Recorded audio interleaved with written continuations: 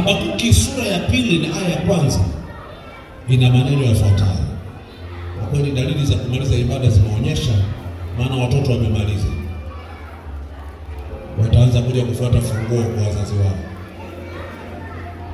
muda si mrefu. Lakini naomba nisome na kukaza fungu hili la mbaraka siku ya leo. Anasema, mimi nitasimama katika zamu, malizia, katika zamu, sijasikia, katika zamu gani? Yangu.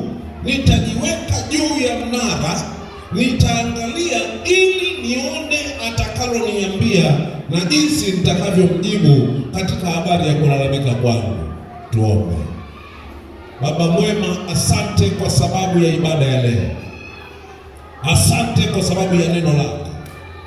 Tunapokwenda kulipitia kwa ufupi, Mfalme wa milele, gusa mioyo yetu tukaokolewe siku utakaporudi.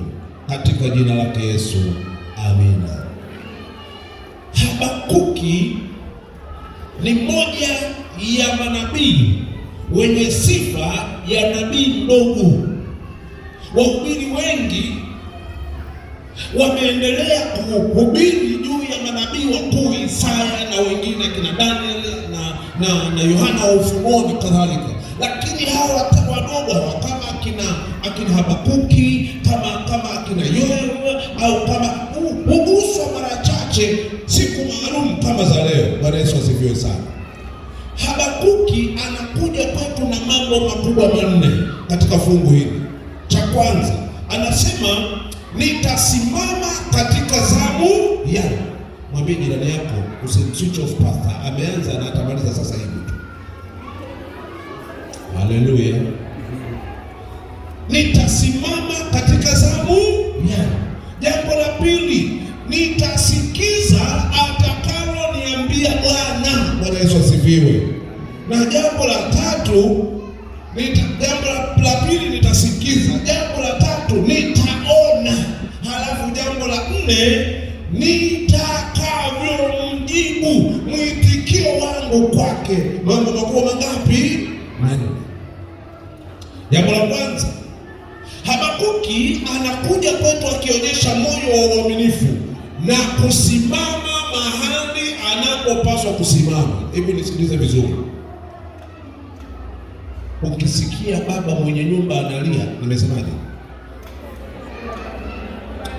Hivi analia kwa sauti ya ngapi? Mama, najua mama analia kwa sauti ya kwanza. Baba analia kwa sauti ya ngapi? Ya 4 au ya 3? Wao wanacheza hapa. Ukisikia baba analia, chakula hakuna. Mama anasema nimehangaika juma lote, wewe umetulia tu. Wazo linakuja, huyu baba hakusimama mahali ambapo baba anapaswa kusimama. Hajasimama kwenye zamu yake, hajawajibika. Kwa maneno mengine, nitasimama kwenye zamu yangu. Ni mahali pa wito wa kiroho kuhakikisha ya kwamba kila mmoja wetu anafanya sehemu yake mahali alipo. Nimewagombeza kanisa la Mungu leo katika conference yetu na mahali pengine, panasisitiza namna kila mshiriki atakavyochukua nafasi yake, kwamba ya uinjilisti, kwamba ya kurudisha zaka na sadaka. Tumeshatoka mahali ambapo mtaa wa Kishiri wamevuka goli, tumetoka huko. Sasa hivi mchungaji amebanwa kutoa maelezo. Je, kila mshiriki ameshika zamu yake? Haleluya, haleluya. Kushika zamu yako ni dalili ya ukomavu wa kiroho na sio vinginevyo. Kushika nafasi yako kwenye uinjilisti, kushika nafasi yako kwenye kusisitiza na kusimamia habari ya image change, inatia moyo kiasi gani? Nilitiwa moyo nikazungumza sana juu ya kisima cha ubatizo hiki nilichokizindua kwa ubatizo mwenyewe kwenye kambi moja. Mnakumbuka au mnasahau? Bwana, mimi nakumbuka. Mnakumbuka kisima chenye taa ndani hichi? Nikawapa big up sana, kwa sababu watu fulani mahali fulani nilikwenda kwenye makambi kwao, wakasema mchungaji, tunabatizia ziwani. Nikasema nini? Tunabatizia ziwani? Nikauliza ziwa gani? Wasema ziwa Victoria. Nikasema we. Taarifa nilizo nazo, kila hatua 10 kwenye pwani ya ziwa Victoria utakutana na mamba, aidha mamba mzee, kijana au mtoto. Nikasema sithubutu kubatizia ziwani. Nilipoangalia wabatizo wamenyongea, nikasema sio kosa lenu, twendeni. Nilichoagiza nikamwambia mchungaji, naomba nimalizia uniache. Kome nimalizia uniache. Nikamwambia mchungaji, nitafutie mashemashi mabouncer kama 20 hivi. Akaniuliza, kwani kuna mtu mwenye mapepo anaenda kubatiza? Nikasema hapana, nitafutie, tutaongozana. Tulipofika ziwani, nikawapanga kila mmoja na nafasi yake. Haleluya. Kwa hiyo wakanizunguka, haleluya. Nikasema ni afadhali shemashi achukuliwe na mamba kuliko mtu wake.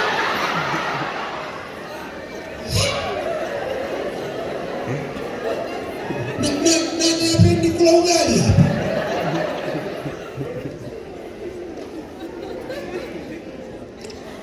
Ubatizo uliisha, nikamtukuza Bwana, kila mmoja alishika nafasi yake. Imekaa sawa. Ndugu na dada, ngoja nikwambie, hakuna ambaye atasimama kwa uzembe kwenye nafasi yake kabakie kwa salama sasa na baadaye. Haiwezekani. Haiwezekani ukafanya uzembe katika nafasi yako.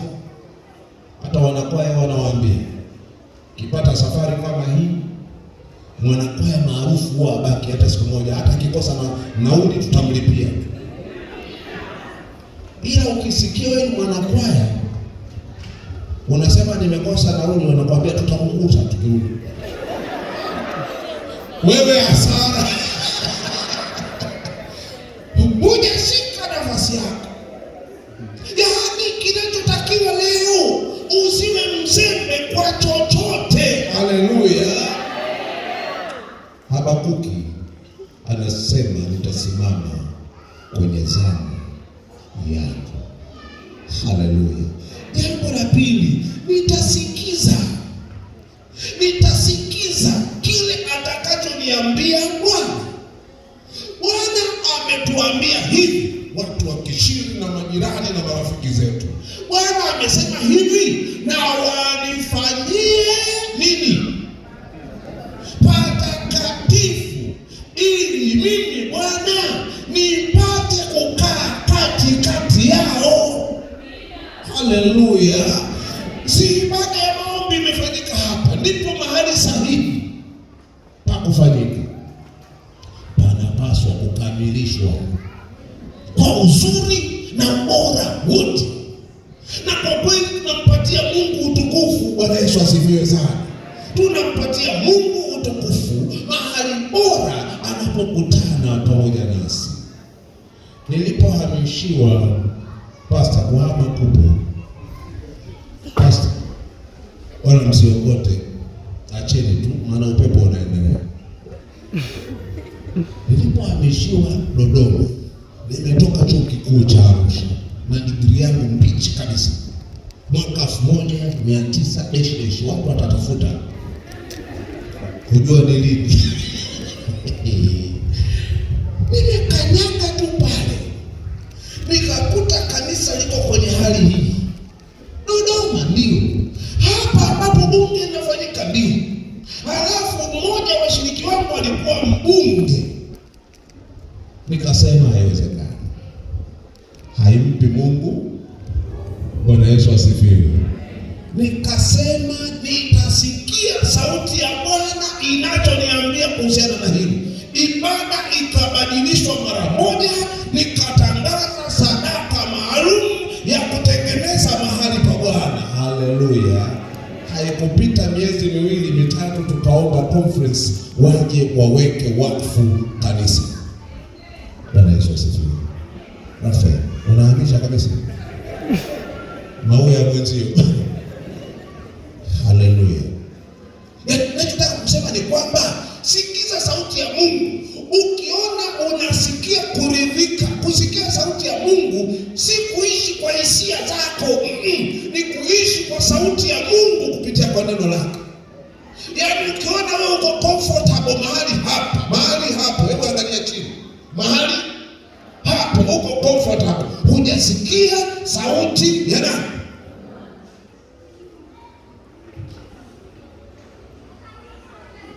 Sikia, mwishoni mwa sura ya 2 hii ya Habakuki ndipo mahali Habakuki aliposema dunia yote inyamaze nini? Maana nini? Bwana yuko wapi? Bwana yuko wapi? Wapi hapa? Wapi? Wapi? Wapi? Wapi? Anaweza kutulia na sisi hivi. Usafi, uzuri ni karibu na utakatifu. Sikia sauti ya Mungu leo. Anasema si tu utasikia, nitaona. Yaani si kusikia tu. Bwana atamani mtu asikie tu. Nabii Habakuki anasema sitasikia tu, nitasikia ili nione. Sikiliza nikwambie. Nani huyu? Musa katika kijiti kinachoungua kiteketei anasema nitageuka ili nione. Swala la kuona ni namba 2, kusikia ni moja, kuona ni namba ngapi? Namba 2. Nitageuka nione maajabu ya Bwana. Nimesikia lakini natamani kufanya nini? Kuona. Nabii Habakuki anasema nitaona Bwana atakachokitenda, Bwana atakachokifanya hii leo. Haleluya. Nami niseme hivi, naungana na Habakuki. Nitaona, nitasikia, lakini nitaona. Namba 4 na mwisho, jinsi wanadamu tutakaosikia na kuona tutakavyomjibu Bwana. Haleluya. Mwitikio wa ibada, mwitikio wa maombi. Ninamshukuru sana mwinjilisti amesema hapa ya kwamba leo tusipeleke mawazo yetu kwenye mambo ya changizo tu, tupeleke mioyo yetu kwa Bwana. Nikatiwa moyo sana na sentensi hii. Maana sentensi iliyoona mbali, imeona watu waliokuja kwa ibada leo watafanya hiki, lakini mlengo ni kumfanya Bwana apewe sifa na sio mwanadamu. Bwana peke yake atatukuzwa. Kwa hiyo Habakuki sura ya 2 na aya ya 1 hutufundisha kusimama kila mmoja wetu kwa uaminifu. Haleluya, hasa katika nafasi zetu. Lakini pili, Habakuki anatufundisha kusikiza kwa subira sauti ya nani? Ya Mungu. Na wakati huo tunaposikiza, hamu ya kuona ipatikane. Nitasimama katika zamu yangu, nitainuka, nitajinyoosha juu ya mnara, nami nitazame, na ili nione atakayoniambia na jinsi nitakavyomjibu Bwana. Simama katika zamu yako. Haleluya. Usilale, kuwa macho. Haleluya.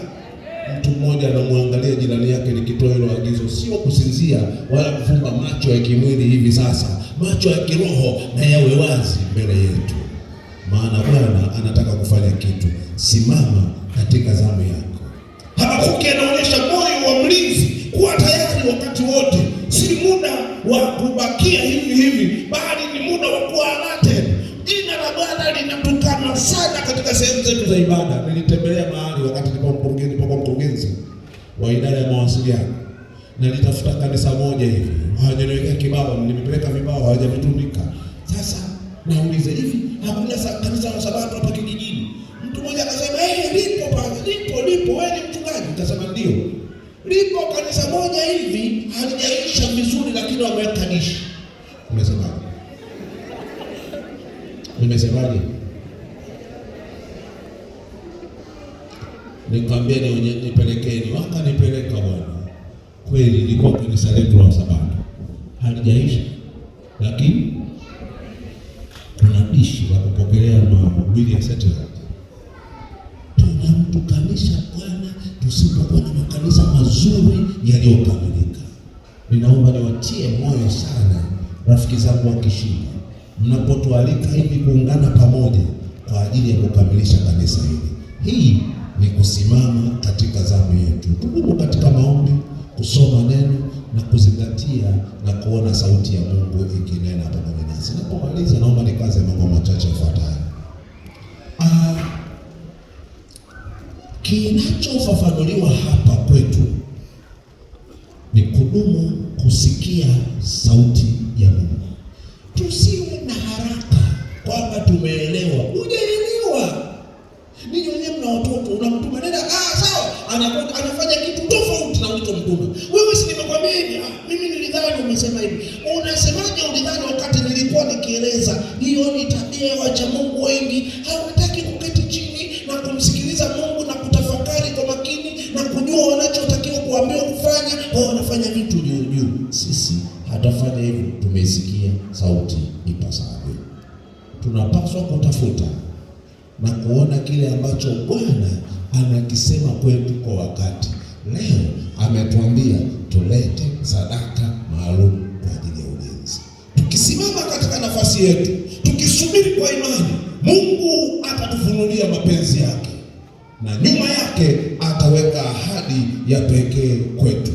Nao na wanifanyie patakatifu ili nipate kukaa kati yao. Lakini Bwana yumo ndani ya hekalu lake takatifu. Dunia yote inyamaze kimya mbele zake. Tumpatie Mungu utukufu kwa sadaka yetu ya leo. Bwana atubariki katika jina lake Yesu. Amina. Ngapo anasema Yesu tusaidie, tufanye sehemu yetu. Niliwasiliana na mtu mmoja katika shughuli pamoja, akaniambia sadaka yako ni muhimu sana, Yesu anaiona. Tena kuna wengine wamekuja na sadaka maalum kama ya mwanamke mjane. Ile senti ngapi? Kwa kweli ndiyo yote aliyo nayo. Hiyo sadaka ikapate kibali machoni pa Bwana. Kwa nini msisimame tunapokwenda kuomba?